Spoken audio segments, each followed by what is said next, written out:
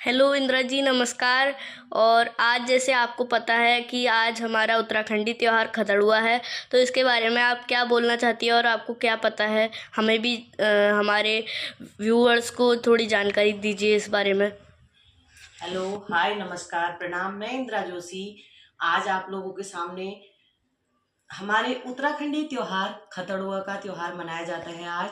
और इस विषय में एक छोटी सी कहानी है, मैं आप लोगों को बताना चाहती हूँ।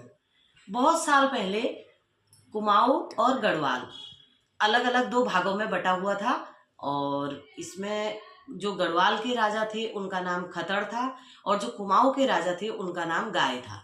इन दोनों के बीच भिड़ंत हो गई तो घमासान युद्ध हुआ। तो उसमें जो है कुमाऊं के राजा गाय की जीत हो गई। गाय की जीत हुई तो उन्होंने क्या करा, पहाड़ों में जाकर खूब बड़ी बड़ी आग लगा दी, पिरोले को इकट्ठा किया और आग लगा दी। इससे उनको यह आग लगाने का तात्पर्य यह था कि दूर दूर तक गांव वालों को पता चले कि कुमाऊं के राजा गाय की जीत हो गई है। और तभी से यह उत्तराखंडी त्योहार सालों सालों से मनाया जा रहा है। और इसलिए मैंने कहा क्यों ना ये कहानी मैं आप लोगों तक, अपने व्यूअर तक पहुंचाऊं और आप लोगों को बताऊं, क्योंकि हमारे आने वाली पीढ़ी के नन्हे मुन्ने बच्चों को ये जानकारी नहीं है। तो पूछते हैं, हमारे बच्चों ने भी पूछा, मम्मी ये कैसा त्योहार है, क्या है, थोड़ा इसके बारे में बताओ। तो मैंने कहा क्यों ना मैं आप लोगों के बीच भी ये कहानी को शेयर करूं।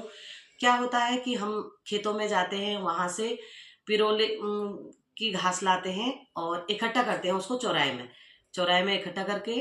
और फिर उसके बाद हम चूहे के पेड़ आते हैं काट के खेतों से, वो फ्लावर वाला चूहा जिसमें उगता है। और दूसरा क्या है कि कुश का फूल लाते हैं और दो चार डंडे में उनको बढ़िया से सजा के उसमें फूल माला पहना के घर घर घुमाते हैं। घर से जो प्रसाद, ज्यादातर इसमें ककड़ी का होता है, जिसके घर में ककड़ी लगी होती है, एक आधा जो भी है वो प्रसाद के तौर पर दे देते हैं, गुड़ दे देते हैं, कुछ भी जिसके घर में जो हो। गाय की जीता, खतड़ुए की हारा करके हम नारा लगाते हैं हर एक घर में।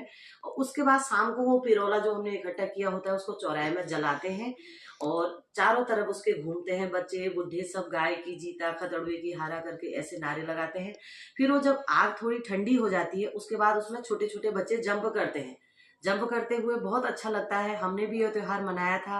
अब हम शहरों में चले गए हैं तो अब हमें ये देखने को नहीं मिलता है। क्यों, मैंने इसीलिए आप लोगों को बताना उचित समझा।